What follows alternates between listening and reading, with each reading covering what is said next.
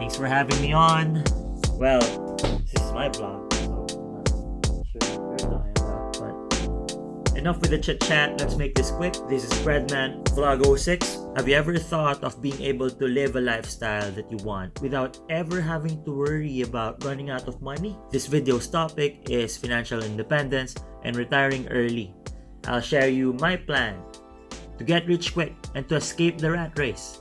And it's got 5 simple steps. Be sure to stick around till the end because I've got a 6th extra step that I would like to share. Just to point out a few things first, I'm not a financial advisor. I'm just some regular dude. I'm not even entirely sure if this will work. I hope it does because this is what I'm doing. This is my plan and I'm sticking with it. Quick is not a snap of a finger. Rome was not built in a day. This will definitely be a grind, but for sure it'll be quicker than most cases. Being rich doesn't necessarily mean having lots of money. It's more about how much time you have in your hands. You can have lots of money, but you spend a lot of time doing something you don't like. That's not freedom, and freedom is what we're trying to aim for. So with all that being said, let's get right into the video. Step 1 is to have a source of income. So you have to get that bread first. If it so happens you're already rich and you have lots of money, then maybe you can skip this step. You're good to go. If not, if you don't have a job, get a job. If you already have one, maybe you'd like to try getting a side hustle. Whatever the case may be, whichever way it goes for you, step 2 is to get a bank and credit line. Having a bank account gives you an automated money management system. Open a checking account for payroll and savings account. This will act as a hub for your money, and it's important for 3 reasons. Number 1 is security. Obviously, it's unsafe if you have your money with you. You could get jumped on. If it's at home, people could break in. Your money will be a whole lot safer if it's in the bank. Second thing is convenience. If ever you have to send money to someone, like say for example a family or a friend, you can just send money online. And if also you're somewhere and you need the cash, I think your money will be more accessible in most cases. If it's in the bank, then it's at home. If let's say you're, for example, you're at a mall and you need money, then just get money from an ATM. And then you'll also have a savings account, which will be for when you have extra money and you're not entirely sure where to put it yet and you want it to be somewhere that's easily accessible. It's kind of like a wallet, but the difference is that your money loses its value via inflation if it's kept in the wallet as compared with if it's kept in a savings account. Because when in a savings account, your money has the chance to grow off of interest. When I first got a job, I opened a bank account and work would deposit payroll to my checking account. And then from there, without having to touch any money physically, I can move it lots of different ways. I was going to say you're gonna get a debit card as you open the checking account, and so essentially you'd actually be able to pay in most cases without having cash with you, as you can just pay with the card. But the better scenario for us would be to get a credit card and to work on a credit line. Having a credit card is like having superpowers. A card usually gives perks and bonuses, and you get the privilege of applying for a loan and a mortgage. Everything I've said will mostly depend on how you use the credit card. For example, on bonuses, at times you would be required to spend a minimum amount in order to get the bonus. And when it comes to applying for loans and mortgages, this is where credit history and credit score comes into play, and this is stimulated by your spending. What you want for when you look at your credit history and your credit score is that you've been using your card and you've been paying off debt on time. So the credit card, we want to use it, but at the same time we want to pay our bill when it's due. Do not incur debt because that's going to give you a bad credit score, and you will most likely end up getting high interest rates on your loans if you even actually get one. Be careful with the credit card because it's very powerful. If you use it properly, it's going to do wonders. But if you use it incorrectly, it's gonna grab you by the sack. So before we get to step 3, let's have a little side story going on. Early during my high school days, I've already figured out saving. I would get 50 pesos per day allowance for school.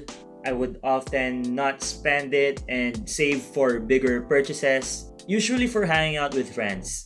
Eventually, I started searching for videos in YouTube about ways to save, and that's when I met Graham and Nate. I found that saving money is just one side of a coin, and that spending money is a whole different game that needs to be taken seriously. I learned about frugality and minimalism, spending less and not buying things you don't need. So this brings us to step 3, which is budgeting and tracking your spending. One thing I was doing wrong then was that I would spend first, and then whatever I have left, that's my savings. The right way to go about this is to pay yourself first, to save first, and then you work with what you have left. That's why you have to budget. You have to make sure that you maximize the use of money. You save where you can, you cut back where you can. This is why you track your spending so that you can figure out where you can lessen your expenses, and the end goal is to be able to pay yourself more and more because you're about to hit savings goals, and that's the whole point of it. Step 4 is to create an emergency fund, which is your safety net, your break glass in case of you get laid off, or whatever the case may be that you suddenly need money. They said the good number would be to keep 3 to 6 months of your monthly expenses, to put it somewhere accessible. So maybe this could be your savings account. I would say keep it on the low. Maybe you don't need as much as 6 months of expense if something happens, and hopefully all you need is a month or 2 to get back on your feet and to keep the show going again. And then you might also want to keep cash with you, just so if in case an emergency would be needing money and you're somewhere where you can't get to your card, you can't use your card, or you can't get to an ATM machine, you have something to show for and you're not left out to dry. They say a wise thing to do is to keep in your wallet the biggest amount of bill available, because if it's a bigger bill, you would less likely be using it because it's a big bill. And let's say for example you just wanted lollipop and you have $100. Let's say for example you just wanted Frosty and that's $2, and all you have is $100 bill. Maybe just don't get the Frosty. You'd think twice about having to break that bill. If it's an emergency, I would say it would be for a bigger expense, and so having a bigger bill, that's where it comes to play. You just don't want to keep a lot of cash with you because the money's going to sleep. It's not going to grow on interest. It's going to lose the value as time goes on. So this is where we start to talk about making money work, investing, which is step number 5. To carry on from our side story earlier, my journey where I learned about saving money, spending wise, minimalism, frugality, I was eventually led to F.I.R.E. It's about being financially independent and retired early. There's still a lot of variables that come into play. It's not the same story for every person, but the general point of it is to be able to sustain a lifestyle that you like without ever having to run out of money. And that's with having money invested in a portfolio from where you would be withdrawing 4% every year. And this is what's called the 4% rule. So with this rule, it says that you will never run out of money. The question is, and this is where it differs for everybody, how much do you need invested? The answer is your annual expense times 25, and that's it. Wala nang patumpik-tumpik pa. Figure out what you spend in a month, multiply it by 12, multiply that by 25, have that invested, withdraw 4% every year from it, and you're good to go. You're never gonna run out of money. For our bonus step, which is step 6, I would say give back. It's even part of Dave Ramsey's 7 baby steps. And for me, it's as simple as I would not be where I am, I would not be who I am if not for everyone who's showered their influence on me. And if ever I get this success, it would be such a blessing, and a blessing is meant to be shared to others and not kept by yourself. So we'll see how it goes. And that's all of it for now. I hope you enjoyed the video. If you did, please leave a like, share, subscribe if you haven't for plenty more content about winning in life like a champ. And I'll see you soon.